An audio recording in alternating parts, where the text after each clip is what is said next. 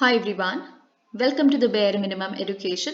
तो आज हम डिस्कस करेंगे 15 फरवरी 2023 की द हिंदू और द इंडियन एक्सप्रेस का newspaper analysis. But before I start, I just want to say one thing that in case you find these videos helpful, you can always let me know that by commenting below, liking the video and subscribing to my channel if you haven't done that. तो thumbnail पे elaboration would be done in the second article। पहला article Indian express के explain section का एक article है, the missing deputy speaker, the post and what the constitution says. बहुत सारी चीजें प्रीलिम्स के पर्सपेक्टिव से और कुछ चीजें मेंस के पर्सपेक्टिव से इस पर्टिकुलर आर्टिकल में इंपॉर्टेंट है। तो सुप्रीम कोर्ट ने मंडे को नोटिस इशू किए हैं सेंटर को और 5 स्टेट्स को, राजस्थान, उत्तराखंड, मध्य प्रदेश, उत्तर प्रदेश एंड झारखंड। क्यों नोटिस इशू किए हैं? क्योंकि इन 5 स्टेट्स में और पार्लियामेंट में डेप्यूटी स्पीकर नहीं है, डेप्यूटी स्पीकर की पोस्ट वेकेंट है काफी समय से।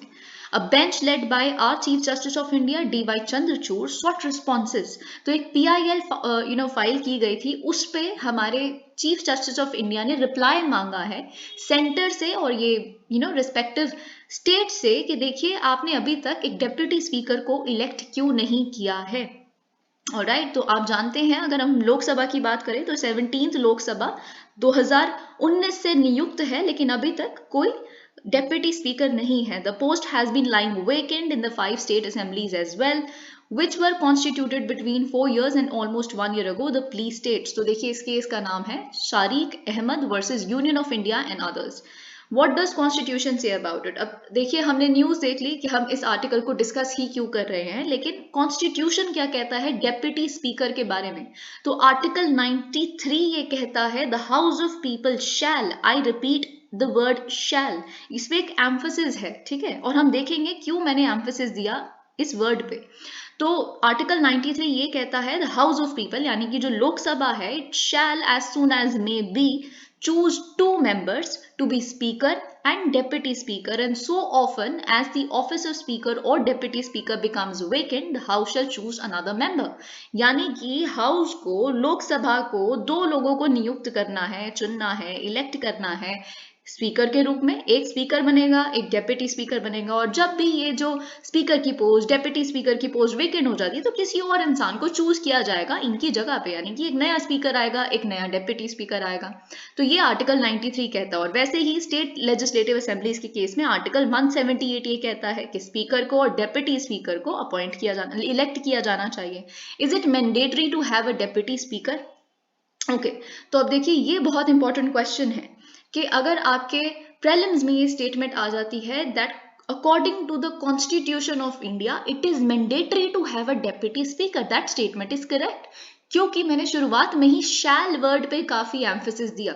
तो आर्टिकल 93 में और आर्टिकल 178 में, दोनों ही आर्टिकल्स में जो शब्द लिखा है शैल, इसका मतलब कि एक ऑब्लिगेशन है, ओके, कि इलेक्शन होना ही होना है स्पीकर का भी और डेप्यूटी स्पीकर का भी। सो it is mandatory under the constitution. क्योंकि बहुत बार देखिए यूपीएससी के प्रीलिम्स में ऐसे ही क्वेश्चन आते हैं, as per the constitution is the definition given in the constitution. Okay, mandatory है कि नहीं है? तो ये मैंडेटरी है। ओके, देखिए अगर आप ये आर्टिकल आपने नहीं पढ़ा होगा या इस तरह की आपकी क्लैरिटी नहीं होगी तो आपको लगेगा कि डेप्यूटी स्पीकर की पोस्ट अभी तक वेकेंट है, आपको ये पता होगा न्यूज में, लेकिन तो आपको लगेगा मैंडेटरी नहीं है तभी तो वेकेंट है अभी तक। अगर मैंडेटरी होता संविधान के तहत तो कैसे वेकेंट हो सकती थी? तभी तो देखिए केस डला है। और यही हमारा मेंस के परस्पेक्टिव से एक छोटा सा एंगल हम towards the end of the article discuss करेंगे। How soon must the deputy speaker be elected? देखिए कितनी जल्दी, जैसे ही नया पार्लियामेंट इलेक्ट होता है या स्टेट लेजिस्लेटिव असेंबली इलेक्ट होती है तो कितनी जल्दी उसके हमें एक डेप्यूटी स्पीकर को इलेक्ट करना होता है। अब देखिए हमने आर्टिकल 93 में देखा, 178 में देखा, as soon as may be, जैसे कि यहाँ पे लिखा है as soon as may be, जितनी जल्दी हो सके। तो मतलब कोई टाइम फ्रेम नहीं सेटअप किया गया कॉन्स्टिट्यूशन द्वारा, ठीक है। तो अगर बाय चांस आपके प्रीलिम्स में with respect to deputy speaker and speaker which of the following statements are correct, पहली स्टेटमेंट जो अभी हमने डिस्कस कर ली कि मैंडेटरी है डेप्यूटी स्पीकर को इलेक्ट करना, तो वो सही हो जाएगी। अगर दूसरी स्टेटमेंट में ये लिखा है that as per the constitution जो डेप्यूटी स्पीकर है और स्पीकर है वो 4 दिन के अंदर अंदर, 5 दिन के अंदर, या कुछ ऐसा with in specific time period होने ही चाहिए इलेक्ट, ऐसा लिखा है तो वो गलत है स्टेटमेंट, क्योंकि कॉन्स्टिट्यूशन में तो कोई स्पेसिफिक टाइम फ्रेम नहीं दिया गया। लेकिन जनरली कन्वेंशन क्या है, प्रैक्टिस क्या है, लोकसभा में भी, स्टेट असेंबलीज में भी, कि उन्हें इलेक्ट करना होता है स्पीकर को, यूजुअली वही कितने समय में इलेक्ट कर देते हैं, in the first session of the new house. Okay, first session जो होता है नया इलेक्टेड हाउस का, उसी में हम देखते हैं स्पीकर को इलेक्ट होते हुए, usually on the third day. The election of the deputy speaker usually takes place in the second section. तो यही एक जनरल प्रैक्टिस है इतने समय से कि फर्स्ट सेशन में स्पीकर इलेक्ट हो जाते हैं और सेकंड सेशन में हम डेप्यूटी स्पीकर का इलेक्शन देखते हैं। ओके, और इसे अभी तक तो डिले नहीं किया गया था पिछले इतने सालों से, लेकिन अभी हम काफी डिले देख रहे हैं। अब देखिए rule 8, rule number 8 of the rules of procedure and conduct of business in Lok Sabha says कि जो इलेक्शन ऑफ डेप्यूटी स्पीकर है shall be held on such date as the speaker में फिक्स। तो एक और चीज जो आपको स्टेटमेंट यहाँ से मिलती है, ओके, अगर सारी स्टेटमेंट्स यही है with respect to the constitution, deputy speaker और स्पीकर से रिलेटेड कौन सी स्टेटमेंट सही है, तो उसमें एक और स्टेटमेंट, 2 स्टेटमेंट्स हम डिस्कस कर चुके हैं। तीसरी स्टेटमेंट ये लिखी है अगर कि कॉन्स्टिट्यूशन ये कहता है कि स्पीकर जिस डेट को चूज करेंगे, फिक्स करेंगे, उस दिन डेप्यूटी स्पीकर का इलेक्शन कंडक्ट करवाया जाएगा। तो देखिए कॉन्स्टिट्यूशन तो ये कहता ही नहीं है, कॉन्स्टिट्यूशन में तो कोई ऐसा प्रोविजन लिखा ही नहीं है। कॉन्स्टिट्यूशन बस इतना लिखा है डेप्यूटी स्पीकर होने चाहिए और स्पीकर होने चाहिए, एज सुन एज पॉसिबल है उनको इलेक्ट कीजिए, ठीक है। उसमें तो कुछ लिखा नहीं, क्योंकि ये रूल्स कहते हैं, कॉन्स्टिट्यूशन नहीं कहता, ठीक है, ये आपको पता होना चाहिए। The deputy speaker is elected once a motion proposing his name is carried down to the house. Once elected, the deputy speaker usually continues, तो आप ये जानते हैं एक बार इलेक्ट होने के बाद जो बेसिकली हाउस की ड्यूरेशन है उतने समय तक एक डेप्यूटी स्पीकर अपनी पोस्ट में रहते हैं। Under article 94, article 179 for state legislatures, the speaker और डेप्यूटी स्पीकर शैल वेकेट। तो देखिए अगर आप मेंबर ऑफ हाउस के रूप में ही है तो आप एमपी ही, राइट, या फिर एमएलए। तो जब आप डिस्क्वालीफाई हो जाएं फॉर एग्जांपल एमपी के रूप में या एमएलए के रूप में, तो फिर आप साथ साथ स्पीकर और डेप्यूटी स्पीकर की पदवी भी छोड़ के जाते हैं। ओके, रिजाइन करना पड़ेगा आपको, मतलब बाय डिफॉल्ट आपको वो गई सीट। दे में ऑल्सो रिजाइन। अगर देखिए ये बहुत इंपॉर्टेंट चीज है कि जो स्पीकर हैं वो रिजाइन, अपना रेजिग्नेशन लेटर किसको सबमिट करते हैं, डेप्यूटी स्पीकर को, और जो डेप्यूटी स्पीकर हैं वो अपना रेजिग्नेशन लेटर किसको सबमिट करते हैं, स्पीकर को। तो ये चीज आपको पता होनी चाहिए, ये आप पढ़ते हैं अपने स्टैटिक पोर्शन में। और साथ ही में उन्हें रिमूव भी किया जा सकता है, और आप जानते हैं क्योंकि स्पीकर का जो पोस्ट है वो बहुत बड़ा पोस्ट है, जुडिशियल कैपेसिटी की पोस्ट है वो। अगर हम हाउस की बात करें तो उसमें तो सबसे बड़े जज ही वही होते हैं, ठीक है। पूरे डेकोरम को जो मेंटेन करते हैं हाउस के, वो प्रिसाइडिंग ऑफिसर होते हैं। पूरे हाउस के जो रिप्रेजेंटेटिव है वो स्पीकर है, राइट। तो उनकी एस्टीम बहुत ज्यादा है, तो इसीलिए उनको रिमूव करना भी बहुत ही मुश्किल है, पर रिमूव किया जा सकता है।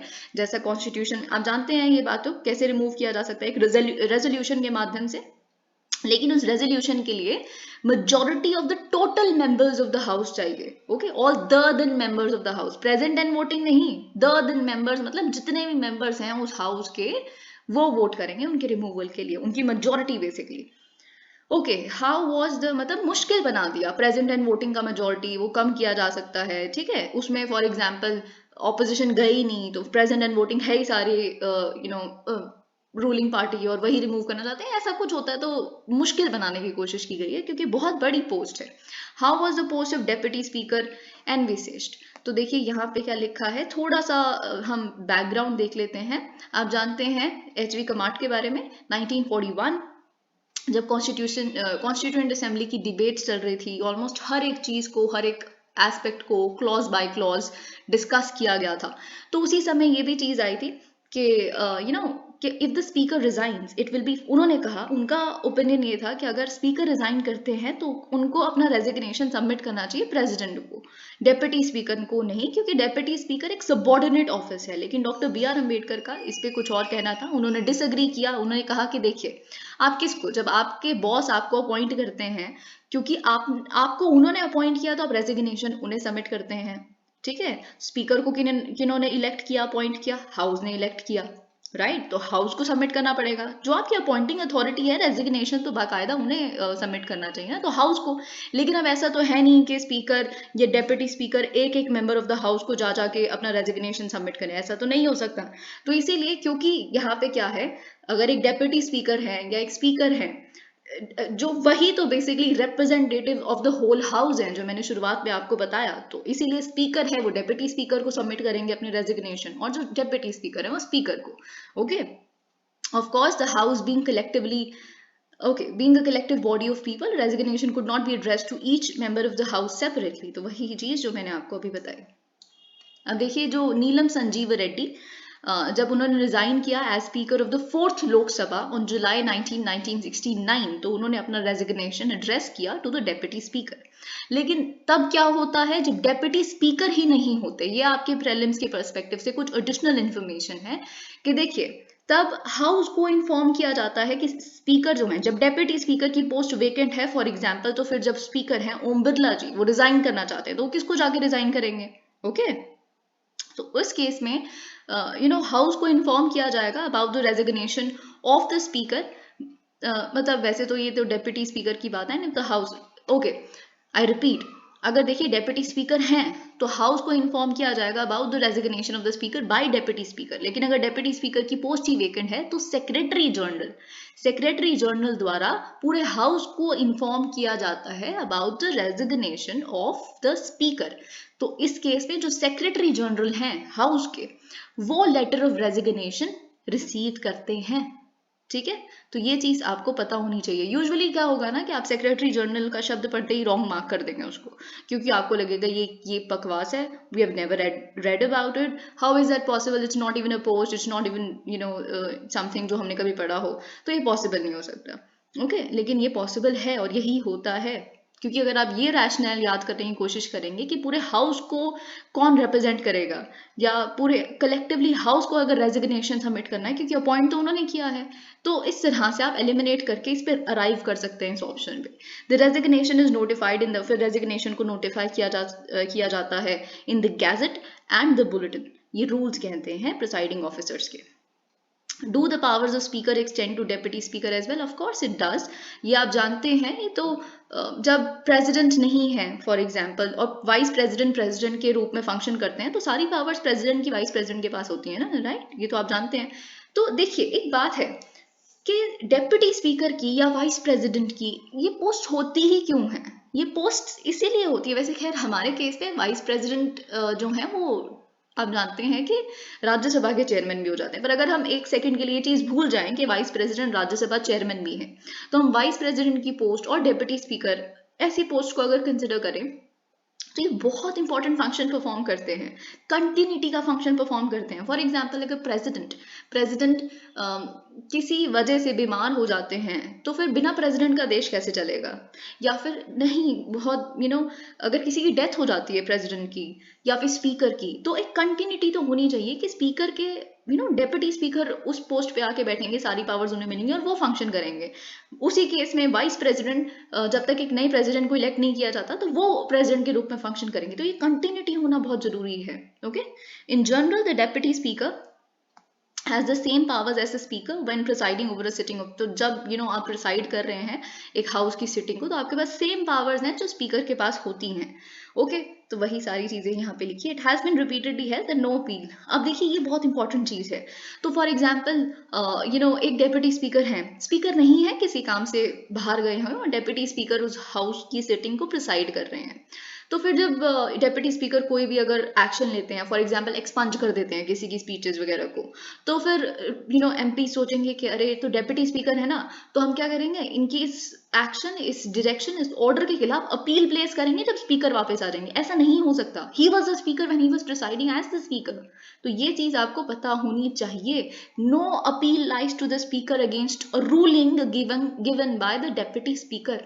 ओके, ये भी आपके लिए प्रीलिम्स के पर्सपेक्टिव से बहुत इंपॉर्टेंट है। What is the position of the union government on the current vacancy? तो यूनियन गवर्नमेंट का क्या कहना है, उन्हें तो पता है, ऐसा तो उन्हें पता नहीं है या हैरान है वो कि अरे ये क्या हो गया, हमें तो पता ही नहीं था इतने टाइम से डेप्यूटी स्पीकर। उनको पता है ऑफ कोर्स। तो उन्होंने ये कहा कि देखिए कोई इमीडिएट रिक्वायरमेंट ही नहीं है। ओके डेप्यूटी स्पीकर की, अच्छी खासी डिस्कशंस हो रही हैं, बिल्स पास हो रहे हैं, नॉर्मल है सब कुछ, तो क्यों, जरूरत ही नहीं है, ठीक है। और साथ ही में एक मिनिस्टर ने ये भी कहा कि एक पैनल है, आप पैनल ऑफ मेंबर्स के बारे में भी जानते हैं, अपने स्टैटिक में पढ़ते हैं, पैनल ऑफ 9 मेंबर्स है जिसमें senior experience different different party से हमने लोग सिलेक्ट किए हुए हैं, जो अगर स्पीकर नहीं होते हैं तो वो चेयरपर्सन की तरह एक्ट कर सकते हैं, या फिर उनको असिस्ट भी करते हैं उनके काम में to run the house. Okay, so we have this panel of members and it's all right, so we don't need deputy speaker as such. इस पैनल में देखिए यहाँ पे आपको मिल जाएगा, एविडेंस मिल जाएगा कि डिफरेंट डिफरेंट पॉलिटिकल पार्टीज के लोग हैं, जैसे रमा देवी, देखिए ये तो खैर बीजेपी के ही हो गए, 3 लोग तो बीजेपी के हैं इसमें, जो करंट रूलिंग पार्टी है। फिर इसमें से बीजेडी की भी हैं, और फिर उसके बाद कांग्रेस के भी मेंबर हैं, डीएमके भी मेंबर हैं, टीएमसी के भी मेंबर हैं। तो ये बताने की कोशिश की है कि होलिस्टिक एक पैनल ऑफ मेंबर्स है। It has been usual practice to offer the post, लेकिन ये बात आप जानते हैं कि डेप्यूटी स्पीकर कॉन्वेंशन ये कहता है, अगेन ये संविधान में नहीं लिखा, अगर ये एक और स्टेटमेंट आपके प्रीलिम्स में आती है that the constitution says that the post of deputy speaker has to go to the opposition member and not the ruling party. It's wrong, nothing is written there, but ये एक healthy convention है, एक अच्छी बात है जो अभी तक फॉलो हुई है। तो डेप्यूटी स्पीकर यूजुअली, क्योंकि स्पीकर तो रूलिंग पार्टी के बनते हैं, तो डेप्यूटी स्पीकर ऑपोजिशन पार्टी के बना देते हैं, क्योंकि एक हेल्दी वो चीज रहे, कभी ऐसा ना लगे कि स्पीकर की पोस्ट है डेप्यूटी स्पीकर की सो पोलिटिसाइज्ड है, ठीक है। तो अगर हम देखें तो Charanjit Singh Atwal basically deputy speaker थे 2004 से 9 के बीच में, जब यूपीए 1 वाज इन पावर। फिर उसके बाद और इस तरह के एग्जाम्पल्स दिए गए हैं। Can the courts intervene in cases of delay in electing the deputy speaker? अब ये बहुत इंपॉर्टेंट आपके मेंस के परस्पेक्टिव से एक एंगल है कि क्या कोर्ट इंटरवीन कर सकते हैं, क्योंकि सेपरेशन ऑफ पावर्स का कॉन्सेप्ट है। सेपरेशन ऑफ पावर्स हम बहुत बार डिस्कस कर चुके हैं, ठीक है, कि आर्टिकल 1221 क्या कहता है, 122(1) क्या कहता है आर्टिकल, वो ये कहता है, मतलब separation of parliament and judiciary, okay, कि पार्लियामेंट में जो भी प्रोसीडिंग हो रही है उसको आप उन तरह की प्रोसीडिंग्स को you can't call that in question on the ground of any एलिज्ड irregularity of procedure, okay. तो आप कोर्ट में जुडिशियल रिव्यू नहीं मांग सकते एक पार्लियामेंट्री प्रोसीडिंग का, कुछ भी कहें वो that's out of question, okay. कोई इरेगुलरिटी वगैरह को वो संभालेंगे, स्पीकर देखेंगे, स्पीकर है ना वहां के जज। तो ये बेसिकली सेपरेशन ऑफ पावर्स है, लेकिन एक कैच है यहाँ पे। एक्सपर्ट्स ये कहते हैं कॉन्स्टिट्यूशन, देखिए सुप्रीम कोर्ट को बनाया क्यों गया है? सुप्रीम कोर्ट का जो आपके प्रीलिम्स में क्वेश्चन आ चुका है, supreme court is the ultimate guarantor of fundamental rights. एक और क्वेश्चन आया है, supreme court is the ultimate interpreter of the constitution. तो कॉन्स्टिट्यूशन में जब ये लिखा है कि डेप्यूटी स्पीकर की पोस्ट मैंडेटरी है और वो नहीं अपॉइंट की गई है, इलेक्ट की गई है अभी तक, तो क्या हो रहा है? कॉन्स्टिट्यूशन की इंफ्रिंजमेंट हो रही है। तो जब कॉन्स्टिट्यूशन की इंफ्रिंजमेंट हो रही है तो क्या ये केस नहीं लेके जा सकता सुप्रीम कोर्ट के पास? तो वही तो हुआ है यहाँ पे, ओके। तो ये चीज आपको पता होनी चाहिए। अब देखिए हम इसमें एक जो एंगल है वो डिस्कस करेंगे, हिस्ट्री क्या है बलून्स की, साइंटिफिक बलून्स की इंडिया में, इस तरह की चीजें हम देखने की कोशिश करेंगे, क्योंकि there is so much of this balloon war, if I could call it that, जो हो रहा है now. Taiwan is also saying, although Taiwan one China policy के हिसाब से चाइना का पार्ट है, but Taiwan is also saying कि अगर हमें कोई इस तरह का बलून दिखा चाइनीज मेनलैंड से आता हुआ, या फिर कोई ऐसा अनआइडेंटिफाइड ऑब्जेक्ट दिखा, तो हम उसको शूट डाउन कर देंगे। तो ये एस्केलेट होता जा रहा है, कनाडा इन्वॉल्व हो चुका है इसमें, आप जानते हैं नॉर्थ अमेरिका इन्वॉल्व हो गए हैं, अमेरिका तो है ही इन्वॉल्व चाइना और इस यूएस की बलून वॉर में। तो ये स्पाइरल होता जा रहा है, ये जो कॉन्फ्लिक्ट छिड़ गया है बलून्स के ऊपर। अच्छी खासी उनकी एक मीटिंग पेंडिंग थी, जाने ही वाले थे ब्लिंकन, और क्या हुआ, ठीक है। तो ये एक बहुत इंपॉर्टेंट टॉपिक है। अब प्रीलिम्स में आपसे अगर इस तरह का कोई सवाल आएगा तो वो आपसे यूएस चाइना के बारे में तो पूछेंगे नहीं, वो ऑफकोर्स टेस्ट करने की कोशिश करेंगे कि आपको इंडिया की इसमें हिस्ट्री के बारे में पता है कि नहीं, साइंटिफिक बलून्स के बारे में, सर्वेलेंस बलून्स के बारे में, ओके। तो कुछ चीजें जो आपके लिए इंपॉर्टेंट है वो हम देखेंगे, लेकिन उससे पहले थोड़ी सी यहाँ पे जियो स्ट्रेटेजिक कहानी है जो इंपॉर्टेंट है आपके लिए। The United States and China are currently involved in an extraordinary standoff over allegations। अब देखिए आप जानते हैं कि हाई ऑल्टीट्यूड बलून्स, अभी देखिए क्या हुआ है कि जैसे इफ आई रीड इट कि जो भी शूट डाउन किया उन्होंने 3 ऑब्जेक्ट्स को, 3 में से एक तो आप जानते हैं कि जो पहला इंसिडेंट हुआ वो बलून का था जो यूएस ने शूट डाउन किया, और फिर मोंटाना के आसपास था, होवर कर रहा था। फिर उसके बाद दो और अनआइडेंटिफाइड ऑब्जेक्ट, ऑफ कोर्स उसको ट्रेस नहीं किया गया है कि वो चाइना से लिंक्ड है कि नहीं, कुछ भी नहीं बताया गया। उसके केस में बोला भी ये गया है कि सिविलियन फ्लाइट्स के लिए एक थ्रेट हो रहा था, इसीलिए we had to shoot it down. Okay, तो ये सारी चीजें। तो साथ ही में फिर चाइना का ये कहना है कि आप इतने स्मार्ट मत बनिए, मतलब ऐसा तो नहीं है कि आपने कभी सर्वेलेंस बलून्स नहीं भेजे, 10 कम से कम ऐसे बलून्स का हमारे पास रिकॉर्ड है जो आपने पिछले साल भेजा है, तो बकवास मत कीजिए। तो ये चीज बेसिकली इस तरह से छिड़ गई है। Last week the US downed 3 unidentified objects flying over its air space and that of Canada. The downed objects, देखिए क्या हो रहा है ना कि हर चीज अभी जियो पॉलिटिक्स में सेंसिटिव है। क्या चीज स्पाइरल होकर कितनी बड़ी बन जाए हमें नहीं पता। तो वही चीज यहाँ पे भी हमें दिख रही है। The downed objects have not yet been recovered, so it is not clear. तो वही चीज, जो बाकी ऑब्जेक्ट्स अनआइडेंटिफाइड ऑब्जेक्ट्स को रिकवर ही नहीं किया गया, तो हमें पता ही नहीं है कि किस तरह के बलून्स थे। ओके, लेकिन जो फर्स्ट इंसिडेंट था जो February 4 को हुआ, उसमें चाइनीज बलून था, क्योंकि बीजिंग ने खुद क्लेम किया कि वो एक्चुअली रिसर्च पर्पज के लिए था, मीटरोलॉजिकल पर्पज के लिए था। हम तो वेदर इस तरह की चीजें उससे पता करवाना चाहते थे। और क्या हुआ कि वो वेस्टर्लीज की वजह से थोड़ा सा हमने कोर्स ऑफ विंड उसको एक्सीडेंटली वहां उड़ा के ले गया। The US is also claim that Chinese balloons entered it's air space on at least 4 earlier occasions. US ने कहा ये पहली बार तो है नहीं, आपने पहले भी ऐसा किया है और बाकी कॉन्टिनेंट्स के साथ भी आप ऐसा करते हैं। 40 कंट्रीज हैं, उन्होंने कहा कि हम जिनसे बातचीत कर रहे हैं, जिनके साथ आप ये सर्वेलेंस कर रहे हैं, हमें नहीं पता उसमें इंडिया है कि नहीं, लेकिन ये चीज मैं आपको बता चुकी हूँ, इंडिया और जापान में भी 2020-2021 में इस तरह के चाइनीज बलून्स हमने देखे थे, पर हमें ऐसा कभी लगा नहीं कि सर्वेलेंस के लिए इसे यूज किया जा सकता है, और शूट डाउन करना हमें एक ओवर रिएक्शन लगा, तो हमने कभी कंसिडर किया नहीं। लेकिन अब इंडिया के जो एक्सपर्ट्स हैं वो भी इस चीज को रिविजिट कर रहे हैं कि क्या हमने सही किया, मे बी चाइना ने कुछ सर्वेलेंस कर ली उसकी तरह से, क्योंकि हमें पता है चाइना के पास सर्वेलेंस करने के लिए और भी बहुत कुछ है। चाइना तो बहुत एडवांस है, पूरा संसार बहुत एडवांस हो चुका है सर्वेलेंस करने का। बलून ही थोड़ा ना एक मेथड रह गया, बलून तो एक आर्किक मेथड हो गया। ओके, तो हमने ये सोचा, तो we didn't sort of take it that seriously, पर जापान भी उस अपने डिसीजन को ना शूट डाउन करने के रिविजिट कर रहा है। Okay, so we never know, Biden ये कह रहे हैं हम बाकी कंट्रीज के साथ बातचीत कर रहे हैं, उनको बता रहे हैं कि ऐसे सर्वेलेंस बलून्स वहां पे भी होवर हुए हैं, but we don't know if India is a part of it और not. China in turn has accuse, China ने भी कहा है कि you mister US, of course you know better, आपके भी इस तरह के 10 इंसिडेंट्स हमने पिछले साल से देखे हैं। हाई ऑल्टीट्यूड बलून्स, तो balloons have been in frequent use for several decades now. तो आप जानते हैं फर्स्ट यूजेस जो बलून्स के हुए हैं इस तरह के, वो 200 साल से भी पुराने हैं। They are use mainly for scientific purposes but increasingly for tourism, joy ride, surveillance, disaster relief and rescue, ये बात आप जानते हैं। The bigger balloons can be as large, तो देखिए जो बहुत बड़े बलून्स हैं वो एक फुटबॉल स्टेडियम के साइज के हो सकते हैं, और वो 40 से 50 किलोमीटर ग्राउंड से ऊपर हाइट पे जा सकते हैं।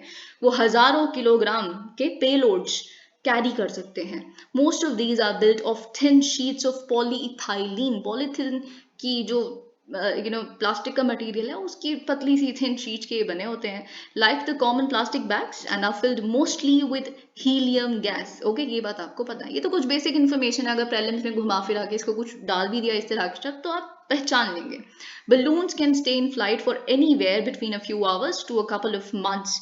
ये बहुत इंपॉर्टेंट इन्फॉर्मेशन है, अगर ऐसा लिखा हो कि बलून्स फ्लाइट में स्टे कर सकते हैं कुछ घंटों से लेके कुछ महीनों तक, तो वो सही है। Those that are meant to remain in air for long and go higher up in the atmosphere are made up of, तो जिनको हमें बहुत महीनों तक ऊपर रखना है और ऊंचा लेके जाना है, तो उनमें एडवांस मटेरियल यूज होते हैं। ओके, क्योंकि उनके लिए स्टर्डीनेस चाहिए होती है ना। Balloons typically have a basket attached, ये बहुत इंपॉर्टेंट है, आई थिंक आपको पता होगा, गोंडोलास कहते हैं उन्हें, जो एक बास्केट में बैठ के आप पिक्चर्स देखते हैं, राइट, तो लोग बैठे होते हैं, तो वो क्या होते हैं, वो बास्केट को गोंडोला कहते हैं। ओके, तो जिसमें आप इंस्ट्रूमेंट्स रख सकते हैं, उसमें आप स्पाई मशीनरीज भी रख सकते हैं, इक्विपमेंट्स रख सकते हैं। In unmanned flights the gondolas are also attach to a parachute, तो वही होता है, इनको जो बास्केट को पैराशूट से भी अटैच किया जाता है कि किसी इमरजेंसी पर्पसेस के लिए या फिर जॉय राइड्स के लिए भी। Okay, once the job of the balloon is done, तो बलून का एक बार जो जॉब है वो पूरा हो गया, a device in the gondola is triggered to snap it, तो फिर वो बलून से ये जो बास्केट है अपने टाइस को कट कर देती है, ठीक है। फिर उसके बाद वो जो बलून का फैब्रिक है उसमें भी रप्चर हो जाता है, वो भी उसकी हवा निकल जाती है पूरी. With the help of the parachute the gondola then glides down to the earth. ठीक है, पैराशूट खुल जाता है, फिर उसके माध्यम से वो जो बास्केट है वो नीचे आ जाती है. Okay, the possible landing zone. आप कहेंगे फिर लैंडिंग जोन एग्जैक्टली कहाँ हम कैसे डिटरमाइन करते हैं, क्योंकि कोई नेविगेशनल चीज़, एक और पॉइंट जो आपको पता होना चाहिए, कोई नेविगेटिंग सिस्टम नहीं होता बलून्स में, वो विंड्स के हिसाब से ही, विंड्स की मर्सी पे ही डिपेंड करते हैं. ठीक है, तो ये आपको पता होना चाहिए. तो ऑफकोर्स कॉमन सेंस आप लगाएंगे जब चाइना कह रहा है वेस्टर्लीज घुमा के वहां ले गए, तो ये आपको पता होना चाहिए. तो लैंडिंग जोन हम कैसे डिटरमाइन करते हैं, तो फ्लाइट को शुरू करने से पहले आप वेदर कंडीशन देखेंगे कैसी हैं कैसी नहीं, ये सब कुछ के बेसिस पे यू डिटरमाइन कि अच्छा this can be our landing zone and this should be our landing zone. Scientific missions. The most common use of balloons is in scientific research. In a way balloons equipped with instruments were able to perform the functions of a satellite. तो देखिए जब space as नहीं आया था तो ये balloons ही होते थे, राइट, जो सैटेलाइट के फंक्शन कर पाते थे even in the times of advanced satellites. लेकिन फिर एडवांस सैटेलाइट्स आ भी गई. कुछ सिचुएशन ऐसी हैं जो बलून्स आज भी वहाँ पे एडवांटेजेस हैं सैटेलाइट से ज़्यादा. वेदर एजेंसीज, जैसे कि वेदर एजेंसीज, वो रूटीनली यूज करते हैं बलून्स को to make measurements of air temperature, pressure, wind speed and direction and aerosol concentrations also. Because of the high altitudes that today's giant balloons can attain, they are considered useful for astrophysicists and even space agencies. These are relatively, तो वही सारी चीजें यहाँ पे लिखी है. They are relatively clear spaces much above the heights at which airplanes fly and far below the. Okay, very often they offer better opportunities to observe specific parts of the earth and are also thousands of times cheaper. तो वही चीज satellite से cheaper है बहुत ज़्यादा, तो ये तो सबसे बड़ा फायदा यहाँ पे आ जाता है. Moreover, because the balloons are brought down after their job is done. अब देखिए क्या है, फिर उसके बाद बलून को वापस बुला लिया जाता है जब उनका काम खत्म हो जाता है. तो बहुत सारे इंस्ट्रूमेंट्स जो उसमें यूज हुए हैं, they are recoverable and reusable. Okay, तो ये भी एक एडवांटेज है बलून्स के केस में, साइंटिफिक बलून्स के केस में. Okay, NASA has a full-fledged balloon program that does 4 to 5 launches every year. तो एक साल में 4 से 5 बलून लॉन्चेस नासा करता है. बहुत सारी यूनिवर्सिटीज़ हैं, रिसर्च इंस्टीट्यूट्स हैं जो रिसर्च वर्क के लिए बलून्स को यूज़ करते हैं. और साथ ही में बहुत इंटरेस्टिंग है ये बात आपके प्रीलिम्स के पर्सपेक्टिव से भी कि 2 नोबेल प्राइजेस फिजिक्स के लिए बलून बेस्ड एक्सपेरिमेंट्स के लिए मिले हैं. 1936 में एक, फिर दोबारा 2006 में. Surveillance. High altitude balloons are tempting vehicles for. Okay, तो देखिए सर्वेलेंस के लिए भी आप जानते हैं अगर बहुत ऊंचा उड़ाया जा सकता है बलून्स को तो वो सर्वेलेंस के लिए भी काम आते हैं. Drones and satellites are used more frequently. लेकिन हाँ, ऑफ कोर्स आप ये जानते हैं सैटेलाइट्स और ड्रोन्स को ज़्यादा फ्रीक्वेंटली यूज़ किया जाता है. और जो स्पाई प्लेन्स हैं जिनको वर्ल्ड वॉर 1 से लेके अभी तक यूज़ किया गया है वो और हमें काफ़ी किफ़ायती लगते हैं. पर इसमें भी कुछ एडवांटेजेस हैं बलून्स के पास स्पाई प्लेन्स वगैरह से भी ज़्यादा. वो क्या है कि they can hover over an area for a prolonged time. जैसे कि मैंने आपको बताया महीनों तक, बहुत घंटों तक. स्पाई प्लेन्स वगैरह ये सब कुछ नहीं कर सकते. Okay, big balloons can carry a few thousand kilograms of payload, which means that they can be packed with spying instruments. जैसे कि मैंने आपको बताया, the biggest advantage is the greater prospect of their remaining undetected. और सबसे बड़ा advantage इनका ये है, जो हमने एडवांटेजेस देख लिए उससे भी ज़्यादा, कि इनको डिटेक्ट करना बड़ा मुश्किल है. मतलब दे गो अनडिटेक्टेड ओनली. क्यों? क्योंकि बहुत ही स्लोली मूव करते हैं. ओके, तो इसीलिए बर्ड्स समझ के उनको बर्ड्स ही बेसिकली डिटेक्ट किया जाता है जो बाकी रेडार्स हैं उनके द्वारा. So they escape attention. In fact the US, इसीलिए यूएस ने अब कहा है कि हम अपने रेडार सिस्टम्स को रिकैलिब्रेट करेंगे और हम इन स्लो मूविंग ऑब्जेक्ट्स को भी डिटेक्ट करना शुरू करेंगे. तो ये एक फैक्ट है जो आपको पता होना चाहिए. Balloons lack sophisticated navigation system, जो मैंने आपको बता दिया. Okay, ballooning in India. अब ये बहुत इंपॉर्टेंट है आपके लिए, साइंटिफिक बलून्स. एक और चीज़ मैं आपको बताना चाहूँगी. तो जब इसे हम आप जानते हैं पुअर मैन्स सैटेलाइट भी कहते हैं, है ना, कि जैसे कि मैंने बताया सैटेलाइट बहुत एक्सपेंसिव है लेकिन वही काम बलून करके देगा. तो एक आम आदमी के लिए जो नहीं अफोर्ड कर सकता सैटेलाइट को, तो for them of course it's a poor man's satellite. तो ये वर्ड आपको पता होना चाहिए, मे बी कहीं यूज हो जाए तो. Okay, scientific balloons have been used in India for more than 70 years. The first one have been sent in having been said in 1948 by Homi J. Bhabha for cosmic ray research. तो आपको ये बात पता होनी चाहिए कि 1948 में होमी जे भाभा ने कॉस्मिक रे रिसर्च के लिए क्लस्टर ऑफ बलून्स भेजे थे, रबड़ के बने हुए जो बलून्स थे। तो ये बात आपको पता होनी चाहिए। ओके, तो पुअर मैन्स सैटेलाइट एक टर्म है जो आपको पता होनी चाहिए। तो ये जो कॉस्मिक रेस को स्टडी करने वाला बलून्स गए थे जो मुंबई से तब किए गए थे, तो ये मुंबई वाली चीज भी आपको पता होनी चाहिए। तो उसको 30 किलोमीटर ऊपर अर्थ के एटमॉस्फेयर में इतनी हाइट तक हमने भेजा था, ठीक है, कॉस्मिक रे रिसर्च करने के लिए। तो ये बात आपको पता होनी चाहिए। फिर आपको ये भी पता होना चाहिए कि द मुंबई बेस्ड टिफर आप जानते हैं, टिफर का एग्जाम भी होता है, काफ़ी जाना माना एग्जाम है, काफ़ी प्रेस्टिजियस इंस्टीट्यूट है, Tata institute of fundamental research. तो जो मुंबई बेस्ड ये इंस्टीट्यूट है tipper started balloon fabrication work in the 1950s and several balloon flights were launched from Mumbai and Hyderabad. फिर 1969 में टिफर ने अपना एक full fledged balloon facility open की हैदराबाद में। ये आपको पता होना चाहिए क्योंकि ये जो टिफर की हैदराबाद की फैसिलिटी है, देखिए जो पहला वो हुआ है, फ्लाइट किया गया है बलून का, वो किया गया है मुंबई से, ठीक है। तो आपको ये पता होना चाहिए। लेकिन आपको ये भी पता होना चाहिए कि जो अब हैदराबाद से जो बलून फैसिलिटी है, वो जो बाकी आज जो भी रिसर्चेस होती हैं, जैसे इसरो को कभी यूज करना, तो वो हैदराबाद में है, ठीक है, which remains India's largest such facility today. तो ये चीज आपको पता होनी चाहिए कि हैदराबाद की जो टिफर की फैसिलिटी है, बलून फैसिलिटी, ये लार्जेस्ट इस तरह की फैसिलिटी है भारत की। Scientist from different research institutes have used it to launch more than 500 flights till now. तो 500th जो फ्लाइट थी उसको सेलिब्रेट भी किया गया था।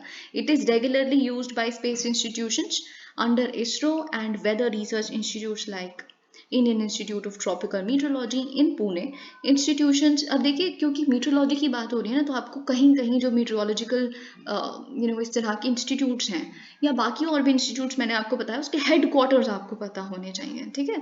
तो पुणे में है, जैसे आपको ये पता होना चाहिए। इंस्टीट्यूशंस लाइक बेंगलुरु बेस्ड, जो यहाँ पे कुछ नहीं है, वही चीज़ लिखिए कि बेंगलुरु बेस्ड जो इंडियन इंस्टीट्यूट ऑफ एस्ट्रोफिजिक्स है, और साथ ही में हैदराबाद की ओस्मानिया यूनिवर्सिटी है, और बहुत सारे प्राइवेट एजुकेशन इंस्टीट्यूशंस भी उनके खुद के बलून प्रोग्राम्स हैं। तो this you must know, okay.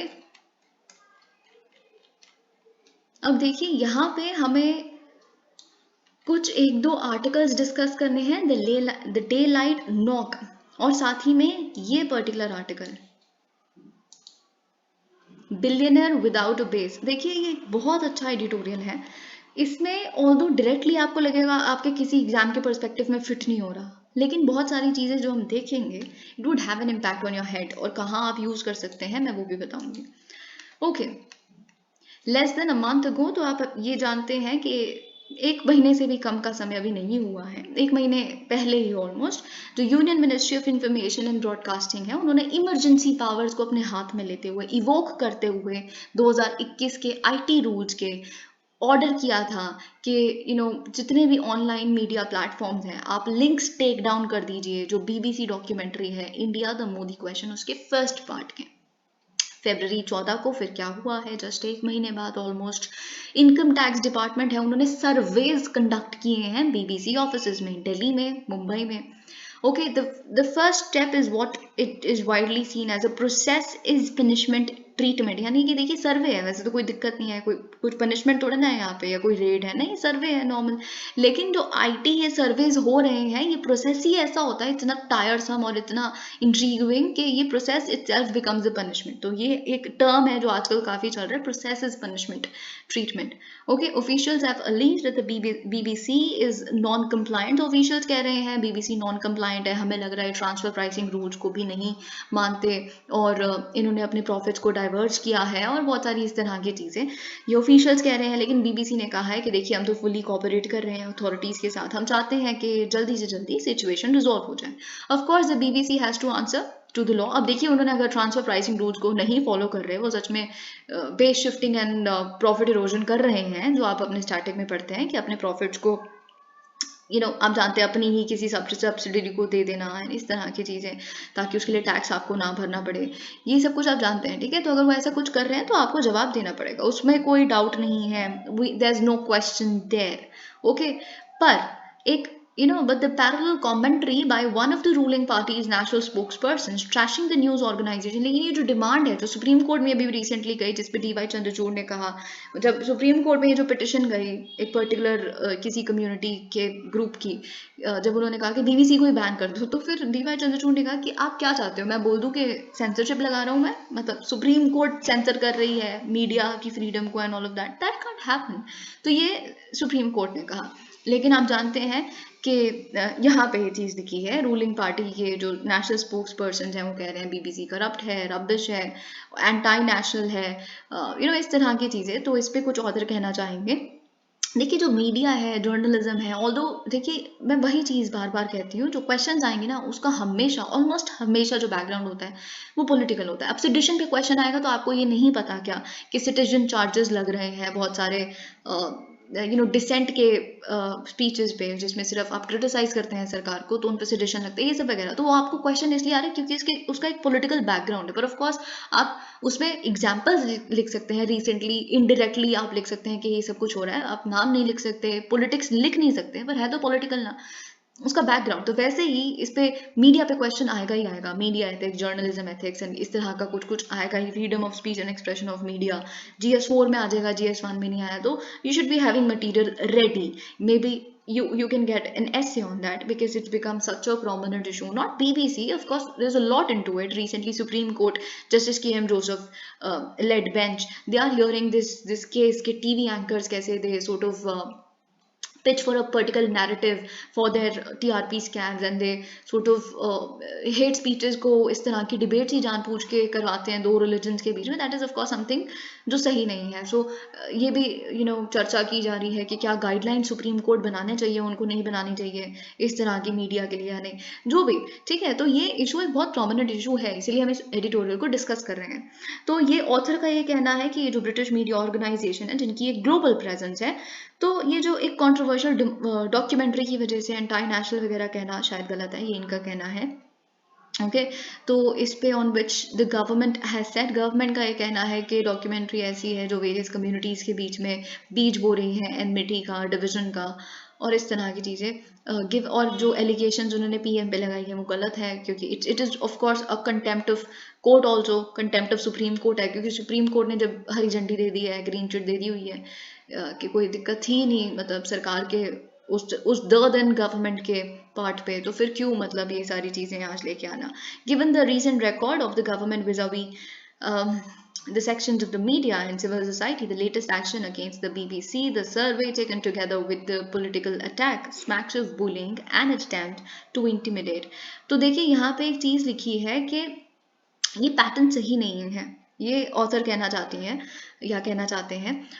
Last September tax authorities हमने देखा, ऑक्सफैम इंडिया में देखिए कुछ चीज़ें तो खैर इनसे अग्री हम कर भी नहीं सकते। ऑक्सफैम इंडिया खैर वो बात की बात है, पर ऑक्सफैम इंडिया जो निकालती है कि इंडिया में इनइक्वालिटी बहुत है, इनइक्वालिटी रिपोर्ट आती है ना इनकी, तो इस तरह से दिखाना, उनके पैरामीटर से हम अग्री नहीं करते, तो फिर ऑक्सफैम इंडिया क्योंकि भारत को एक गलत लाइट में दिखाना, करंट गवर्नमेंट को गलत लाइट में दिखाना, तो उन पर फिर हमने टैक्स अथॉरिटीज़ की सिमिलर सर्वेज देखे थे, ठीक है। तो इस तरह से हम देख रहे हैं the latter funds.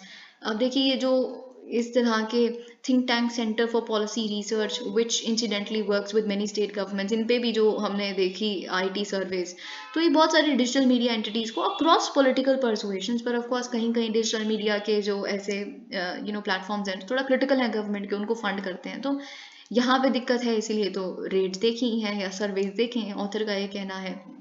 Okay, surely income tax personnel being sent to the news or to a news organization in the middle of a day is meant to, तो ये एक मैसेज देखिए, दिन दिहाड़े इस तरह का एक सर्वे कंडक्ट करना बिना किसी रिपोर्ट के, बिना किसी प्रिकर्सर, किसी भी तरह के उसके मैसेज के, तो एक बस एक सिंपल सिग्नल भेजने की बात है to the organisation, to everybody else also in this particular business, कि देखिए मतलब इस तरह की चीज़ें करना बंद कर दीजिए।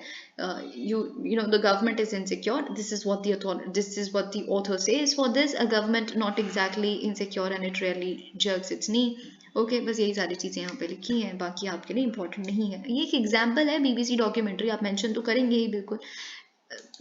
आप बीबीसी डॉक्यूमेंट्री लिख दीजिए, आप इंडिया मोदी क्वेश्चन मत लिखिए। पर ये तो अगर कोई आता है मीडिया पे या किसी इस तरह का freedom of speech of media पे, क्या हम ब्लॉट देख रहे हैं, तो आप ये मेंशन करेंगे ही करेंगे, बिलियनर विदाउट अ बेस। अब देखिए, let me give you a disclaimer, ये है तो अडानी के ऊपर, लेकिन यहाँ पे आपको बहुत सारे, देखिए क्या है ना, ये क्वेश्चन अगेन, क्योंकि ये इतना प्रोमिनेंट क्वेश्चन बन चुका है, पार्लियामेंट इज डिस्कसिंग इट, मतलब सारी speeches Adani Adani Adani, everybody everybody is discussing Adani these days. तो जो क्वेश्चन आपके GS4 में आ सकता है, क्योंकि आप कॉर्पोरेट एथिक्स वहां पढ़ते हैं, तो जो क्वेश्चन वहां आ सकता है वो ये है कि क्या क्रोनीइज्म जो है वो कंपैशनेट कैपिटलिज्म या कॉर्पोरेट एथिक्स के खिलाफ है, कुछ इस तरह का क्वेश्चन आ सकता है। तो इसमें इस पर्टिकुलर एडिटोरियल में जो संजय बारू है, आई नो आप जानते होंगे इनको, एक पॉलिटिकल एनालिस्ट हैं बहुत बड़े, तो इन्होंने काफ़ी एग्जाम्पल्स दिए और यहाँ से आपको कम से कम 3-4 ऐसे एग्जाम्पल्स मिलेंगे जो आप अपने लिख के आएंगे आंसर में, तो एक बहुत अच्छा इम्पैक्ट पड़ेगा। जैसे हमारा बजाज है ना, बजाज कंपनी के बारे में कैसे, आई विल टेल यू, आप खुद आपको समझ आ जाएगा कि क्यों ये एक अच्छा एडिटोरियल है। Responding to the Hindenburg research exposé on Gautam Adani's business empire and its practices. अब आप जानते हैं हिंडनबर्ग रिसर्च की जो रिपोर्ट आई कि गौतम अडानी ने अपने स्टॉक्स को मैनिपुलेट किया है, इस तरह की चीज़ें हम सब डिस्कस कर चुके हैं, क्या शॉर्ट सेलिंग होता है, क्या लॉन्ग सेलिंग होता है, ये सब कुछ हम देख चुके हैं। तो ये जो रिपोर्ट आई है उनकी प्रैक्टिसेस के ऊपर, स्टॉक मैनिपुलेशन, इस तरह की जो चीज़ें, फिर इसका रिप्लाई गौतम अडानी जी के स्पोक्स पर्सन ने कैसे किया है, कंपनी के स्पोक्स पर्सन ने, कि देखिए ये कैलकुलेटेड अटैक है भारत के ऊपर। तो बात क्या है, जो आपने पार्लियामेंट की स्पीच में भी देखा बहुत बारी, कि mister Adani is not India and India is not mister Adani. तो ये चीज़ हमने देखी। While no senior union government, of course इस तरह की किसी भी तरह के यूनियन मिनिस्टर या सीनियर गवर्नमेंट फंक्शनरी से हमने इस चार्ज को कि इंडिया इज अडानी नहीं बोलते हुए देखा, राइट, कि ये कैलकुलेटेड अटैक है इंडिया पे, ये हमने नहीं किसी की तरफ से भी सुना। तो रूलिंग पार्टी है sort of distanced itself from it, लेकिन फिर भी कुछ कुछ जो रूलिंग पार्टी के सपोर्टर्स हैं, उसमें हमने ये चीज़ देखा, उनकी स्टेटमेंट जो सोशल मीडिया पे, कि इंडिया इज अडानी, ये क्लेम हमने कहीं ना कहीं एको होते हुए देखा। ठीक है, तो बात ये है कि लेकिन फिर भी मेजॉरिटी जो है पॉपुलेशन भारत की, देखिए इसको पॉलिटिकल मत लीजिए, आपको अभी by the end of this editorial समझ आ जाएगा ये एडिटोरियल अच्छा क्यों था। ठीक है, अगेन रिपीट, तो क्यों, देखिए, लेकिन फिर भी इतने टेकर्स मिले नहीं इस बात के कि इंडिया इज अडानी। क्यों इंडिया ने बैक नहीं किया, क्यों जनता ने, क्योंकि मैक्सिमम जनता का ये रिस्पॉन्स है, mister Adani you are not India, okay, this is not आपके, अगर कोई अटैक आप पे हुआ है, आप सही हैं, तो आप उसको लड़िए, लॉ सूट में जाइए, उसको का रास्ता अपनाइए, जो करना है करिए, पर ये मत कहिए कि कैलकुलेटेड अटैक है इंडिया पे, हमें तो नहीं लग रहा। तो ये चीज़ ऐसा क्यों है, क्यों मतलब ऐसा देखना पड़ा मिस्टर अडानी को, ये क्वेश्चन है यहाँ पे। A company or a brand gets identified with a country when it is popular, either in the mass consumer market or the share market। देखिए एक बहुत बड़ी बात, जो मिस्टर अडानी है, उनकी जो कंपनी है, वो कंज्यूमर प्रोडक्ट्स नहीं बनाती, ठीक है, जो कंज्यूमर प्रोडक्ट्स बनाते हैं कंपनीज, वो कहीं ना कहीं हम उनसे रिलेट कर पाएंगे, हमें पता है फॉर डेकेड्स, असी टाटाज है ना, टाटा नमक, टाटा ये, हर Tatas are doing everything and we relate with them as consumers, है ना, तो हमें कहीं ना कहीं ज़्यादा इम्पैक्ट होगा इफ समबडी वुड से कुछ भी टाटा पे, तो हमें दुख होगा, हमें लगेगा ये इंडिया पे कैलकुलेटेड अटैक है, मे बी ये इस एटलीस्ट बहुत सारे सपोर्टर्स होंगे इस क्लेम के, ओके। तो वो चीज़ यहाँ पे बोली गई है कि mister Adani has not been able to do that, is not that popular, उनका सोशल बेस ऐसा हुआ ही नहीं है, और साथ ही में जो उनके शेयर होल्डर्स हैं वो भारत के हैं ही नहीं, बाहर के हैं, ठीक है। तो that requires a loyal social support base built over time in a hurry। तो Mr. Adani, he was of course in a hurry to become a billionaire, as the author says। he forgot to secure that social base जो बाकी companies के पास, अभी हम discuss करेंगे, क्योंकि अब एक आंसर बाकी 3-4 कंपनियों का नाम के बिना अधूरा है, इसीलिए हम ऐसा एडिटोरियल को डिस्कस कर रहे हैं। तो वो यूजुअली उनको लगा मिस्टर अडानी को, एज द ऑथर सेज, कि पॉलिटिकल सपोर्ट के बेसिस पे वो बिलियनर बन सकते हैं, और ऑफ कोर्स वो चढ़े भी हैं ऊपर, तो उनका सोशल बेस नहीं है। The Adani group companies have neither a domestic retail shareholder base nor are they associated with a popular consumer brand, okay. वही चीज़ मैंने आपको बताने की कोशिश की कि हम उनको आइडेंटिफाई कर सकें खुद से, है ना। तो जो हमारा बजाज ये जो इस तरह का टैग आया था, तो हम उससे रिलेट कर सकते हैं इससे। तो आप एज इट इज लिख के आएंगे, nor are there thousands of Adani shareholders who packs up a huge auditorium like Dhirubhai Ambani's beneficiaries. तो धीरूभाई अंबानी या बजाज इंटरप्राइजेस, इनके बहुत बड़ा सोशल बेस है। ओके, तो ये आप नाम लिख सकते हैं।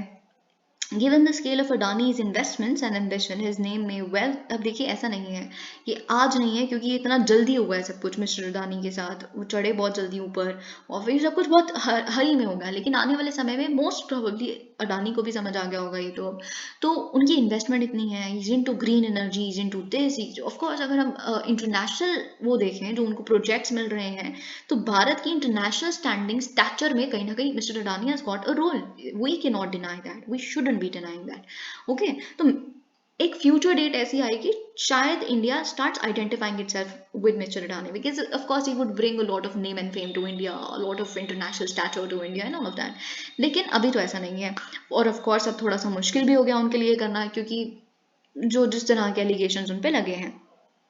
For his company to be identified with this country, Adani would have to build a social base among investors and consumers. वही चीज़, अभी उनकी इंफ्रास्ट्रक्चर बेस्ड कंपनी है सारी, है ना, तो इसीलिए कुछ उनको मिले नहीं इस तरह का सोशल बेस। गवर्नमेंट्स और consumers do act in favour, और अब देखिए ऐसा बहुत बार होता है, चाहे वो सरकार हो चाहे वो कंज्यूमर्स हो, हमारे और आपके जैसे, वो कहीं कहीं बार हम अगेंस्ट होते हैं कंपनी के, कहीं बार हम फॉर होते हैं, विद होते हैं कंट्री एक कंपनी के, ठीक है। और ये जो है, ये फॉर अगेंस्ट ये वाली चीज़ एक लार्जर जियोपॉलिटिकल नैरेटिव में भी अपनी प्लेस फाइंड कर लेती है। जब जॉर्ज फर्नांडिस ने एज यूनियन इंडस्ट्रीज मिनिस्टर 1978 में कोका कोला और आईबीएम को बोला कि आप जाइए, क्विट इंडिया, ठीक है, तो he was not just directing his am against those companies, तो ये कोका कोला और आईबीएम को क्विट करना कहना का मतलब था यूएस के अगेंस्ट है हम, आप समझ रहे हैं। तो ये जियो पॉलिटिक्स में कहीं ना कहीं जो कंपनी और एक कंट्री के बीच में टसल होता है, उसमें कुछ जियो पॉलिटिक्स होती है। Okay, Indian companies have also either benefited और paid a price for being viewed as representatives of India, और बहुत सारी इंडियन कंपनीज ने भी बहुत बार बेनिफिट किया है भारत में बेस होने की वजह से, और बहुत बार उनको क्रिटिसिज्म में मिला है बाकी कंट्रीज में भारत में अपना बेस होने की वजह से। जैसे टाटास, उनको काफ़ी प्रॉब्लम्स देखनी पड़ी थी, क्यों, बांग्लादेश में। ओके, फिर उसके बाद जीएमआर ने मालदीव्स में काफ़ी दिक्कत देखी, डाबर ने नेपाल में, अडानी ने श्रीलंका में देखिए, वो जो गो बैक अडानी है, गो बैक इंडिया, एक ही चीज़ थी वो, ठीक है, क्योंकि चाइना की तरफ राजा पाकसास का टिल्ट बहुत था, अगर हम एग्जाम्पल देखें तो तो वहाँ तो था, खैर Adani is India, India is Adani, right. तो nonetheless अडानी में have raised forward to catch up with Mukesh Ambani. तो देखिए वही चीज, Adani was in a rush, as the author says, to catch up with Mukesh Ambani to become the richest man in Asia, using many of stratagems that the senior and junior Ambani used, but with a significant difference. वो different कैसे हैं? देखिए जो धीरू भाई अंबानी थे, उनका जो business empire है, उनका massive share holder base Bharat का है, ठीक है। तो जिस तरह का फेयरवेल 2002 में व्हेन ही पास्ड अवे, और पूरी Mumbai thousands of people gathered there, और जिस तरह का everybody was so loving, and इस तरह का जो देखा वो इसीलिए क्योंकि people loved him, people could identify with him. Dhirubhai won widespread public support at home, especially among the vocal middle class, both by building an army of shareholders, sharing his prosperity, of course, shareholders के साथ prosperity share करेंगे ना, right? And selling branded products that they loved. Only women became his calling card. Both Ambani and Hamara Bajaj had intimate links with powers that may be in successive government. तो साथ ही में देखिए ऐसा नहीं है कि अंबानी का भी कुछ जो सरकारें बदलती गई उन सबके साथ अच्छे रिश्ते थे, और साथ ही में बजाज के भी, ठीक है। तो दे प्रोटेक्टेड, ऐसा नहीं है कि मिस्टर अडानी अकेले हैं जिनका किसी सरकार के साथ कोई लिंक देखा जा रहा है, अगर देखा जा रहा है तो they protected these links by building a wider support base among the shareholders and consumer. साथ ही में लेकिन ये था पॉलिटिकल सपोर्ट के साथ साथ कोई क्वेश्चन नहीं कर सकता था उनको कि एक ही पॉलिटिकल पार्टी का उनको सपोर्ट है, नहीं, क्योंकि उनके पास कस्टमर सपोर्ट था, शेयर होल्डर सपोर्ट था, हर पॉलिटिकल पार्टी के साथ अच्छे रिश्ते थे। Gautam Adani tried to get into the fast track of using political links to secure government contracts, invest in non-branded infrastructure and raise funds from big financiers mainly based overseas, ठीक है। तो ये यहाँ थोड़ा डिफरेंट हो गए थे मिस्टर अडानी और उनकी जर्नी। इनकी एक बुक है संजय बारो जी की, जिनका नाम है इंडियाज पावर एलीट, ठीक है। तो उस 2021 की बुक है, जिसमें उन्होंने एग्जामिन किया है कि क्या हिस्टोरिकल एवोल्यूशन रहा है of the nexus between business and politics. ये आप GS4 में पढ़ते हैं, ओके, कॉर्पोरेट पॉलिटिशियन नेक्सस। वहां पे भी इस तरह के एग्जाम्पल्स आप दे सकते हैं, ठीक है। तो अभी तक देखिए, इफ से यू गेट अ क्वेश्चन जो भी हमने डिस्कस किया उसमें आप जियो पोलिटिकल नैरेटिव देंगे, ओके, उसमें आप बहुत सारे आप हमारा बजाज के बारे में लिख सकते हैं, आप धीरू भाई अंबानी का ओनली विमल लिख सकते हैं, या फिर आप ये टाटाज लिखेंगे, ऑफ कोर्स कंपैशनेट कैपिटलिज्म का एग्जांपल आप टाटाज लिखेंगे, तो you get a lot of examples from your. तो यहाँ पे मिस्टर बारू ने अपने बुक में क्या डिस्कस किया है कि noting that the phenomenon of crony capitalism, cronyism का मतलब आई होप आप समझते हैं कि मोनोपोली बेसिकली इतना बड़ा बना देना, क्योंकि कहीं ना कहीं बाकियों को लेवल प्लेइंग फील्ड ही नहीं मिल रही, ठीक है। Rooted in licence permit controlled raj of the past is today. देखिए पहले क्या था, इंदिरा गांधी जी के समय पे लाइसेंस परमिट कंट्रोल राज जो था, ठीक है, फिर लेकिन अभी क्या है, रेगुलेशन एंड इन्वेस्टिगेशन राज। तो बिजनेसेस हमेशा डर में ही रहते हैं कि किसी भी पॉलिटिकल पार्टी से पंगा नहीं लेना, क्योंकि फिर investigation raids, IT raids, ED raids ये आ जाएंगे हमारे ऊपर। और उस समय इतने मतलब वहाँ पे तो मिसेस गांधी के समय पे you had this a lot of permit control Raj, right. तो आपको एक कंपनी को एग्जिट भी करना है तो 6 महीने लगेंगे, 1 साल लगेगा, 2 साल लगेंगे। आपको एक कंपनी में घुसना भी है, कुछ बिजनेस को, अपने ही बिजनेस को आप शट डाउन नहीं कर सकते। सोचिए अगर आपका नहीं मन वो करने का, क्योंकि इतना बहुत दिक्कत, बहुत ज़्यादा। तो वो डर पहले था, आज कोई और डर है। One could argue that capitalism has always been defined by cronyism. देखिए ये चीज़ तो खैर आप जानते हैं कि कैपिटलिज्म में क्रोनिज्म आ ही जाता है कहीं ना कहीं, और हमेशा से ही रहा, entailing interdependence between business and government, be it in a democracy. तो वही चीज़ कहीं ना कहीं हम इंटरडिपेंडेंस बिजनेसेस में और गवर्नमेंट में देखते हैं, चाहे वो डेमोक्रेसी हो चाहे वो अथॉरिटेरियन सिस्टम हो। तो ये कहना बिल्कुल गलत है कि डेमोक्रेसी में तो कोई नेक्सेस होता ही नहीं है, होता है। गलत है, सही है, हम नहीं कह रहे, पर होता है। क्यों? अब देखिए इंटरडिपेंडेंस तो है ही ना। अब गवर्नमेंट थोड़े ना, अब प्राइवेटाइजेशन हो रही है, तो प्राइवेटाइजेशन होगी तो बड़ी बड़ी कंपनीज प्राइवेट है, तो भारत को कोई प्रोजेक्ट मिलेगा तो भारत की तो कोई बोली कंपनी है तो कहाँ से बनाएगी भारत, तो कोई वो तो एक अच्छा रिश्ता, तो इंटरडिपेंडेंस तो होगी बिजनेस और गवर्नमेंट के बीच में। तो आप ये एलिमेंट भी लिखेंगे। Unhappy with the growth of what some have called state capitalism in the 1950s। देखिए क्या था कि स्टेट कैपिटलिज्म 1950 जब हम आज़ाद हुए तो वो नहीं था प्राइवेटाइजेशन वगैरह चीज़, क्योंकि बिल्कुल नहीं थी। तो state state achieving high commands and all of that, तो स्टेट कैपिटलिज्म था। तो JRD Tata was sort of very unhappy with that, इसीलिए उन्होंने स्वतंत्रता पार्टी को बेसिकली फंड किया था। क्यों फंड किया था? क्योंकि they talked about capitalism, free enterprise and इस तरह की चीज़ें, ठीक है। तो गवर्नमेंट का कोई रोल नहीं है बिजनेस में होने का, इस तरह की चीज़ें, तो उन्होंने उनको फंड किया था, ओके। लेकिन जवाहरलाल नेहरू ने टाटाज को कहा था कि जो पार्टी है it would not go very far. तो फिर GD बिरला जो है, Birlas, you can write about Birlas also. तो बिरला ने एक इंडियन चेंबर ऑफ कॉमर्स इन कैलकाटा में कहा था कि देखिए मैं आपको बता रहा हूँ, I'll read it. I can tell you from my political experience there is not the slightest chance for any Swatantra party or any Jan Sangh or any other party to come to power to replace the Congress. You can break the Congress, you can weaken it, but it is not going to help. You will be replacing this government by a communist government, but they will be the first to cut your throat. Therefore, I say that with all its faults, I support the Congress. देखिए अब इसमें जो जो मैंने बोला, जो mister Birla ने कहा, इसमें आप जहाँ जहाँ पे मैंने स्वतंत्र पार्टी या जनसंघ बोला उसको आप कांग्रेस रिप्लेस कर दीजिए, ठीक है। और जहाँ जहाँ पे मैंने यहाँ पे बोला उसको कि आई सपोर्ट कांग्रेस की जगह बीजेपी कर दीजिए, ठीक है। ये ऑथर कह रहे हैं। तो इसीलिए mister Adani is very confident about it. Mister Adani का ये कहना है, अगर हम यही स्पीच को थोड़ा सा मॉडिफाई कर दें, कि वो अपने पॉलिटिकल एक्सपीरियंस से बता सकते हैं कि कोई कांग्रेस जैसी पार्टी रिप्लेस नहीं कर सकती इस समय पे बीजेपी को, और चाहे कितने भी फॉल्ट्स हो बीजेपी में, but I totally support with all it's faults the BJP. तो ये चीज़ यहाँ पे बोली है। हेंस ही सॉर्ट ऑफ उनको लगा कि सोशल बेस बनाने की जरूरत नहीं है, तो उन्होंने अपने सारे एग्स एक ही बास्केट में डाल दिए। तो ये सोशल बेस वाली चीज़ वो भूल गए। उनको लगा पॉलिटिकल उनके पास बैकिंग है, then he would rise and he rose. तो ये चीज़, however there is no denying that dozens of big business groups are where they are today because of political patronage.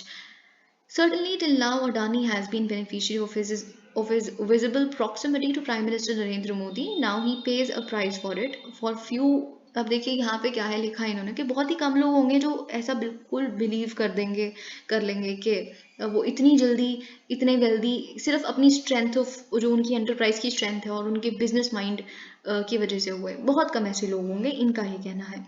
Y politicians need funds to win elections. अब politicians को भी fund चाहिए elections जीतने के लिए, है ना। जैसे कि अभी हमने ऊपर देखा तो जीआरडी टाटा ने फंड किया था स्वतंत्र पार्टी को। बिजनेस पर्सन को क्यों चाहिए पॉलिटिशियंस? उनको चाहिए पॉलिटिकल पेट्रोनेज अपने बिजनेस कैरी ऑन करने के लिए। This relationship of interdependence has grown with time despite changes in political dispensation in New Delhi and the states. तो I hope you got certain examples, और वही हमारा यहाँ पे एम था और कुछ इससे ज़्यादा नहीं हमें चाहिए था। Mumbai, Dhaka, London, New York in line of threat from rising sea level says WMO report. तो देखिए ये चीज़ यहाँ पे अगर हम पढ़ें, India, China, Bangladesh and the Netherlands ये फेस करते हैं highest threat of sea level rise globally. ये एक नई रिपोर्ट आई है release on Tuesday by World Meteorological Organization. Report का नाम है, टाइटल है global sea level rise and implications. Stated that several big cities in all continents are threatened by the rise in sea level. These include Shanghai, Dhaka, Bangkok, Jakarta, Mumbai, Maputo, Lagos, Cairo, London, Copenhagen, New York, Los Angeles. तो ये सारे इन्होंने यहाँ पे लिखे हैं कि cities हैं which of course are at risk. While sea level rise is not globally uniform, तो ये चीज़ है कि sea level rise of course globally uniform नहीं हो सकता, कहीं पे ज़्यादा है कहीं पे कम है और regionally भी वेरी करता है, लेकिन continued and accelerating sea level rise will encroach on coastal settlements and infrastructure and commit low-lying coastal। तो वही चीज़ें लिखी है कि वेरी कर सकता है पर हो तो हर जगह ही रहा है, और कोस्टल जितनी भी सेटलमेंट्स हैं उनके लिए तो बुरा है ही। Nikki Haley announces 2024 US presidential bid. ये हम पहले भी देख चुके थे, इसकी हमें संभावना पहले ही लग रही थी। इंडियन ओरिजिन है बस, इसीलिए इस आर्टिकल को यहाँ पे मार्क किया गया और कोई मतलब नहीं है। तो इंडियन माइग्रेंट्स की शी इज़ अ प्रोजेनी, और ये बेसिकली ट्रम्प की कंपेटिटर बनेगी रिपब्लिकन पार्टी में। तो 51 year old former governor of South Carolina. Okay, तो लेट्स सी व्हाट हैपेंस। पर she is not the only one जो ट्रम्प की कंपेटिटर। हमें माइक पेंस दिखेंगे, अभी तो बहुत लोग दिखेंगे। In meeting with Raisi she was unswerving support. तो शी जिनपिंग ने बेसिकली, अब देखिए ये बहुत इंपॉर्टेंट है आपके लिए, चाइना उस हर कंट्री के साथ है जिसके अगेंस्ट यूएस है, ठीक है। तो ये तो मतलब बाय डिफॉल्ट एक रूल है। तो फाइनली अब हम यहाँ पे देख रहे हैं कि बीजिंग गए हैं मिस्टर रईसी, ईरान के आप जानते हैं चीफ। तो Chinese president Xi Jinping on Tuesday उन्होंने प्लेज किया है कि हमारा अनस्वर्विंग सपोर्ट आपके पास है mister Iranian president Ibrahim Raisi. Do not worry, बिल्कुल इधर से उधर हिलेगा नहीं हमारा सपोर्ट, अनस्वर्विंग। ओके, तो with both countries vowing to step up trade ties despite the threat of American sanctions। तो आप जानते हैं ईरान में इन्फ्लेशन किस तरह की है। ईरान का इंडिया एक समय पे ऑयल हम इंपोर्ट किया करते थे, but because of the American sanctions we had to do away with that. Many countries had done away with that because of the American sanctions. But China being China है sort of उनका oil gas infrastructure में invest करने के लिए उन्होंने 25 साल की एक डील साइन की है। We will come to that in a minute. China is always viewed and developed। तो चाइना का सिंपल सी बात है, चाइना ने कहा देखिए हमने हमेशा आपके साथ अपने रिश्तों को देखा है और डेवलप किया है फ्रॉम अ स्ट्रेटेजिक पर्सपेक्टिव। आप हमारे लिए स्ट्रेटेजिक कंट्री हैं। Okay, no matter how the international and regional situation changes, China will unswervingly develop friendly cooperation with Iran, push for new development of the China-Iran comprehensive strategic partnership, and play a positive role in the world peace and human progress। आप जानते हैं जो Vienna talks चल रही हैं 2015 की nuclear deal को दोबारा रिवाइव करने की वो चल रही है, she has been a backer of it. Okay, तो she wanted to come as soon as possible, और उन्होंने क्रिटिसाइज भी किया था जब ट्रंप ने विड्रॉ कर लिया था जैकपोआ से as you call the nuclear deal. Okay, तो उन्होंने कहा है हम चाहते हैं कि दोबारा रिवाइव हो जाए। साथ ही में बहुत सारी चीज़ें यहाँ पे लिखी। In this case China's deepening cooperation. अब देखिए भाई है चाइना, ईरान, मॉस्को फिर अफगानिस्तान में भी थोड़ा बहुत ही दिख जाते हैं। तो इस तरह के सारी चीज़ें, एक तरफ संसार है पूरा, एक तरफ ये लोग हैं, वो वाली बात है। पर of course India also has very good relations with Iran. In this sense चाइना's deepening cooperation with Iran also has an anti-hegemony and anti-bullying feature. Both China and Iran uphold independent foreign policies, firmly defend the principle of non-interference in internal affairs on international occasions, and safeguard the common interests of developing countries. Oh, really? China? This is conducive to promote multipolarization. And देखिए, मल्टाईपोलर world के बारे में ये लोग बात करते हैं, पर मल्टाईपोलर एशिया भी तो है, वहाँ पे आप क्यों यूनिपोलर बनना चाहते हैं? यूनिपोलर एशिया तो हमें नहीं चाहिए। So if you want multipolar world, you should have a multipolar Asia also. तो वो चीज़ यहाँ लिखी है। और साथ ही में जो 25 साल का कॉपरेशन अग्रीमेंट जो 2021 में इन्होंने साइन किया, पर अभी इम्प्लीमेंट नहीं हुआ है, तो यही ऑफ कोर्स की इशू है इनके एजेंडा पे। They want to take it forward and they want to operationalise it, implement it, जहाँ पे बीजिंग ने बोला है कि हम लॉन्ग टर्म इन्वेस्टमेंट्स करेंगे of up to $400 billion in various sectors of Iran economy, from infrastructure to oil and gas. In return क्या देंगे बेसिकली चाइना को? वो ईरान का ऑयल। तो वही चीज़ यहाँ पे लिखी है। देखिए, we have already discussed it, ये लिथियम वाला, बट कुछ कुछ चीज़ें जो आपके लिए जाननी ज़रूरी है वो हम देखेंगे। अब देखिए, एंटाई एनक्रोचमेंट ड्राइव एक हो रही थी, जो एनक्रोचमेंट्स हैं पब्लिक लैंड पे हुई हैं जम्मू कश्मीर के, तो उनको डिमोलिश किया जा रहा है। तो लेकिन centre home ministry stepped in, तो उन्होंने कहा है कि जो 1 महीने से एंटाई एनक्रोचमेंट ड्राइव चल रही है जम्मू कश्मीर में, इट हैज़ टू स्टॉप, क्योंकि ऐसा करने से पहले आप रेजिडेंट को हियरिंग का मौका दीजिए, ठीक है, before you arrive there with your bulldozers and all. तो JNK एडमिनिस्ट्रेशन को ये नोटिस इशू किया है और वही सारी चीज़ें। लेकिन कहीं लोग कह रहे हैं कि नहीं, एंटाई एनक्रोचमेंट ड्राइव तो अभी भी चल रही है एंड ऑल ऑफ दैट। देखिए, इस पर्टिकुलर आर्टिकल में से मुझे बस आपको 2-3 जो एक्स्ट्रा चीज़ें हैं, ऑल्दो हम लिथियम वाली वीडियो बहुत डिटेल में डिस्कस कर चुके हैं, मैं वीडियो आई बटन में लिंक कर दूंगी, उसके शुरुआत के आप 15 मिनट देख सकते हैं। बहुत important, everything on lithium, everything जो नया हम रिजर्व्स हमने फाइंड आउट किए हैं, डिस्कवर किए हैं Salal Haimana area of Reasi district of Jammu Kashmir में, 5.9 मिलियन टन्स ऑफ लिथियम। सब कुछ क्या होता है, कहाँ से एक्सट्रैक्ट किए जाते हैं, everything has been discussed in detail, so I would link that video in the I button.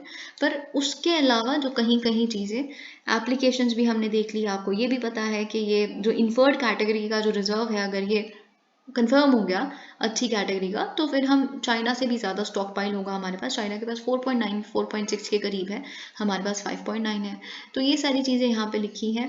लेकिन एक चीज़ जो आपके प्रीलिम्स में अगर स्टेटमेंट आए कि हम, if it is written here, हाँ, कि जो इम्पोर्टेंट आपके लिए कि हम अपना सबसे ज़्यादा इम्पोर्ट कहाँ से करते हैं, तो हम ऑस्ट्रेलिया से करते हैं सबसे ज़्यादा, ऑस्ट्रेलिया और अर्जेंटीना से। तो ये चीज़ आपको पता होनी चाहिए। I am unable to spot it at the moment, okay, पर ये चीज़ आपको पता होनी चाहिए। And 80% of the two-wheelers, okay, as India currently imports all of its lithium from Australia and Argentina, जैसे कि मैंने आपको बताया। और जो हम लिथियम आयन सेल रिक्वायरमेंट को इंपोर्ट करते हैं, 70% उसका चाइना से और हांगकांग से आता है। तो ये बात आपको पता होनी चाहिए। तो कहीं ना कहीं डोमेस्टिक बैटरी मैन्युफैक्चरिंग इंडस्ट्री के लिए एक बूस्ट मिल जाएगा अगर ये हमारा और आगे सैम्पलिंग प्रॉपर हो गई तो।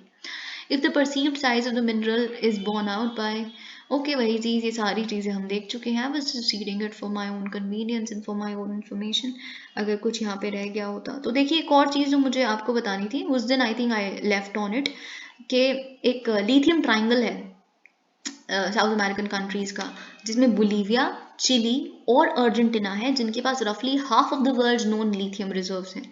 बोलीविया, चिली एंड अर्जेंटीना, ये आपको पता होना चाहिए। और नंबर 1 पे बोलीविया है, वैसे आपको ये बात तो पता ही है। तो इनसे हमने क्या सीखना है कि इनके यहाँ पे लॉज एग्जिस्ट करते हैं कि आप, सोशल कॉन्सिक्वेंसेज भी हैं देखिए लिथियम माइनिंग के, और इन्वायरमेंटल कॉन्सिक्वेंसेज भी हैं, क्योंकि जो पिट माइनिंग आप करते हैं इससे बहुत ज़्यादा इन्वायरमेंट को डैमेज होता है और साथ ही में लोगों को भी डैमेज होता है ना। तो उस ये अग्रीमेंट्स जो इन कंट्रीज में एग्जिस्ट करती हैं, वहाँ पे you accommodate the local communities in your project sort of, ताकि उनको कोई डिस्कम्फर्ट ना हो, कोई दिक्कत ना हो। तो वही इंडियन गवर्नमेंट को भी इनसे सीखना है, ठीक है। तो बस वही सारी चीज़ें यहाँ पे लिखी हैं। State government officials in JNK have set plans for, अब वही चीज़ हो रही है कि स्टेट गवर्नमेंट ऑफिशियल्स कह रहे हैं कि ये जो मिला है लिथियम यहाँ पे, उसको जॉब्स, लोकल कम्युनिटीज़ को जॉब्स की प्रेफरेंस में रखा जाएगा इन एक्सप्लोरेशन एंड माइन डेवलपमेंट, तो employment surely would go up. पर फिर ऑफ कोर्स जो बाकी इंडस्ट्रीज़ हैं वहाँ पे, agriculture, animal husbandry, tourism, that would be impacted. तो कहीं ना कहीं उसका जो कॉन्सिक्वेंस इन इंडस्ट्रीज पे होगा, क्योंकि Jammu Kashmir has been known for its tourism, it's animal husbandry and agriculture, तो उस पर क्या इम्पैक्ट होगा वो भी हमें देखना है। बस यही सारी चीज़ें यहाँ पे लिखी हैं। Thank you so much, please like the video.